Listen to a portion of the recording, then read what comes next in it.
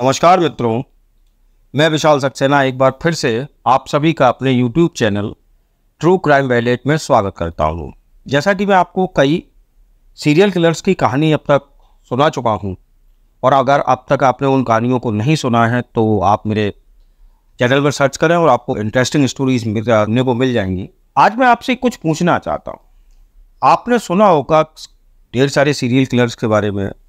किसी ने 2 हत्याएं की, किसी ने 4 की, किसी ने 10 की, किसी ने 20 की।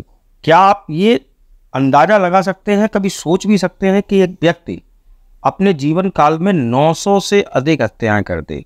जी हाँ, 900 से ऊपर। और ये सीरियल किलर कहीं और का नहीं बल्कि भारत का ही था। तो आज ऐसे एक बेरहम सीरियल किलर की कहानी हम सुनेंगे जिसका नाम है बहराम। तो इसको हम कह सकते हैं बेरहम बहराम। तो भारत का वो सीरियल किलर जिसका नाम Guinness book of world record में दर्ज है, भारत का वो बेरहम कातिल जिसने अंग्रेजी हुकूमत की नींद उड़ा दी थी, भारत का वो हत्यारा जिसने बिना बंदूक या चाकू के 900 से अधिक कत्ल किए, भारत का वो शातिर जिसके कारनामों का जिक्र करने के लिए किताबें तक लिखी गई, ऐसा बेरहम हत्यारा जिसकी हुकूमत 50 सालों तक अपने नाम का सिक्का चलाने वाले अंग्रेजों को भी डराती रही। इस सीरियल किलर के बारे में अब तो न जाने कितनी कहावतें सामने आ चुकी हैं, लेकिन कहा जाता है कि 19वीं सदी में लोगों के दिलों में खौफ पैदा करने के लिए वाकई में उसका नाम ही काफ़ी था। बहराम, जैसा मैंने आपको नाम बताया था, इस शातिर किलर का नाम था बहराम। तो बहराम को ठग बहराम भी कहा जाता है और उसे किंग ऑफ ठग्स का रुतबा भी हासिल है। दुनिया भर के अपराधियों की लिस्ट में लिखे तमाम सीरियल किलर्स के मुकाबले जो दहशत बहराम के नाम की थी, ऐसी ना तो उससे पहले किसी अन्य की हुई और ना उसके बाद ये खौफ किसी के नाम का हुआ। बहराम को ठग बहरामगी कहा जाता था और किताबों में लिखा है कि बहराम बेहद अनोखे तरीके से अपने शिकार की हत्या करता था। आज की जो कहानी है उसी सीरियल किलर बहराम की है, जिसकी हैवानियत का किस्सा न सिर्फ इतिहास की किताबों में पढ़ाया जाता है बल्कि जिसके जुर्म के किस्से सुनकर आज भी लोग सिहर उठते हैं। मध्य भारत, आज के मध्य प्रदेश के जबलपुर में 1765 में पैदा हुआ बहराम बचपन में बेहद सीधा साधा हुआ करता था, लेकिन उसकी दोस्ती उसकी उम्र से 25 साल बड़े सैयद अमीर अली से हुई, जो अपने समय का एक खतरनाक और खूंखार ठग हुआ करता था। उसी अमीर अली ने बहराम को ठगों की खतरनाक दुनिया से रूबरू कराया था। एक बार ठगों की दुनिया में आने के बाद बहराम ने फिर कभी पीछे मुड़कर नहीं देखा और जल्दी ही बहराम बेरहम ठगों का सरदार बन गया। बहराम ने जब ठगों की दुनिया में कदम रखा उस वक्त उसकी उम्र 25 साल थी, लेकिन अगले 10 सालों तक उसने इतने लोगों की हत्या की जिससे उसके नाम का खौफ दूर दूर तक फैल गया। उस जमाने में बेशक आने जाने और खबरों की इधर से उधर पहुंचाने के साधन बहुत कम थे, बावजूद इसके बहराम के जुर्म के कारनामों की जो दास्तां थी वो दूर दूर तक फैली हुई थी।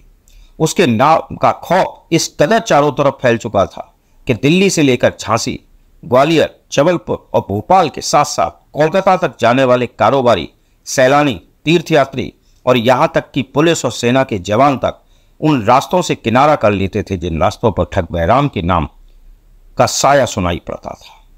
उस दौर में अंग्रेज अफसरों की रिपोर्ट में इस बात का खुलासा है कि तब लोग आमतौर पर काफिलों और कारवां में सफर किया करते थे, लेकिन ठग बहराम और उसके साथी पूरे के पूरे काफिले को ही गायब कर दिया करते थे। यहाँ तक कि पुलिस को किसी की लाश तक नहीं मिलती थी। कहते हैं कि बहराम ने करीब 200 ठगों का ग्रुप बनाया था जो पूरे मध्य भारत में फैले हुए थे, और कहा तो यहाँ तक जाता है कि जो भी एक बार ठगों के इस गुट के जंगल में फंस जाता था, फिर माल और जान दोनों का बचना नामुमकिन हो जाया करता था। जिस दौर में ठग बहराम की जुर्म की हुकूमत थी, उस दौर में हिंदुस्तान में ईस्ट इंडिया कंपनी भी अपने पैर पसार रही थी। ईस्ट इंडिया कंपनी के एक अंग्रेज अफसर ने अपनी रिपोर्ट में लिखा है कि बहराम ने अपनी पूरी जिंदगी में 931 लोगों की हत्या की, 931। हत्या करने का उसका अनोखा तरीका बेहद चौंकाने वाला भी था। उसके पास एक पीला रूमाल हुआ करता था और एक सिक्का। उसी सिक्के को रूमाल में डालकर वह अपने शिकार का गला घोंट दिया करता था। इधर ठग बहराम और उसके गिरोह का आतंक बढ़ता ही जा रहा था। उधर इंग्लैंड में अंग्रेजी हुकूमत के साथ साथ ईस्ट इंडिया कंपनी के अफसरों में घबराहट भी बढ़ने लगी थी। एक अंग्रेज अफसर की रिपोर्ट के मुताबिक साल 1822 से पहले ठग बैराम का पता लगाने के लिए जितने भी अंग्रेज अफसर भेजे गए उन सभी की हत्या बैराम ने कर दी थी। तब अंग्रेजी हुकूमत ने अपने सबसे तेज तर्रार और चालाक अफसर कैप्टन विलियम हेनरी स्लीमैन को हिंदुस्तान भेजा।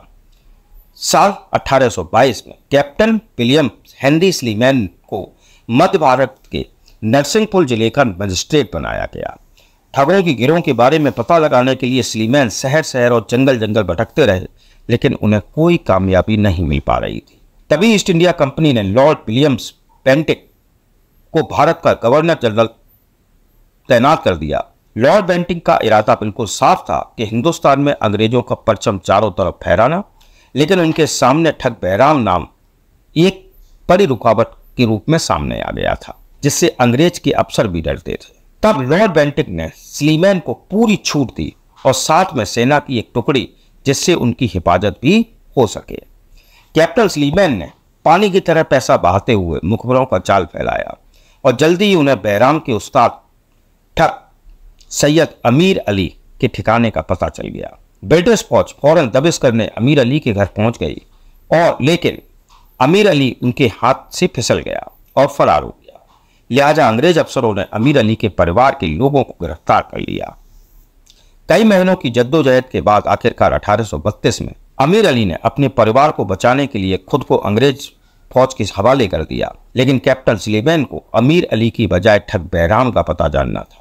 लिहाजा कैप्टन स्लीमैन ने अपने हथकंडों से अमीर अली का मुंह खुलवा ही लिया और ठग बैराम का पता जान लिया। अमीर अली से ठग बैराम का पता जान लेने के 5 साल तक कैप्टन स्लीमैन को कामयाबी नहीं मिली, लेकिन साल 1938 में एक रोज बैराम की किस्मत उसे कैप्टन स्लीमैन के सामने ही ले आई और अमीर अली की मुखबरी ने उसे अंग्रेज हुकूमत के शिकंजे में फंसा ही दिया। अंग्रेज अफसर की डायरी में लिखी बात के मुताबिक जिस वक्त अंग्रेजी फौज ने बैराम को पकड़ा था उस वक्त उसकी उम्र 75 साल से ज्यादा थी। अगले 2 साल तक अंग्रेजों की अदालत में ठग बैराम के खिलाफ मुकदमा चलता रहा और 1840 में बैराम को जबलपुर के पास कटनी में स्लीमनबाद में एक पेड़ में खुलेआम फांसी पर लटका दिया गया और उसके साथ लटकाया गया 40 और ठगों को, जबकि कुछ ठगों ने अंग्रेज अफसर के सामने घुटने टेक दिए, जिससे उन्हें सुधार गृह भेज दिया गया। कैप्टन स्लीमैन की रिपोर्ट का खुलासा है कि बैराम के गिरोह में 200 ठग ऐसे थे जो हत्यारे थे और ये लोग सिर्फ एक ही तरीके से हत्या को अंजाम देते थे।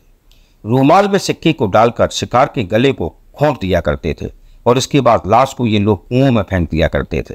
अंग्रेजों की डायरी से हत्या की गिनती 931 तक पहुंचती है, लेकिन यह भी सही है कि शायद आखिरी गिनती नहीं है। अंग्रेज अफसरों ने भी ये बात अपनी डायरी में लिखी है कि इस गिरोह ने इससे भी ज्यादा लोगों की हत्याएं की होंगी। कैप्टन स्लीमैन की तफ्तीश की रिपोर्ट में इस बात का खुलासा होता है कि बैराम ठग और उसका गिरोह एक खास तरह की भाषा में बात किया करते थे जो किसी के पल्ले नहीं पड़ती थी। यहाँ तक कि अंग्रेजों के जासूसों ने भी उस भाषा को समझने की बहुत कोशिश की, लेकिन उसे भी वो लोग डिकोड नहीं कर पाए।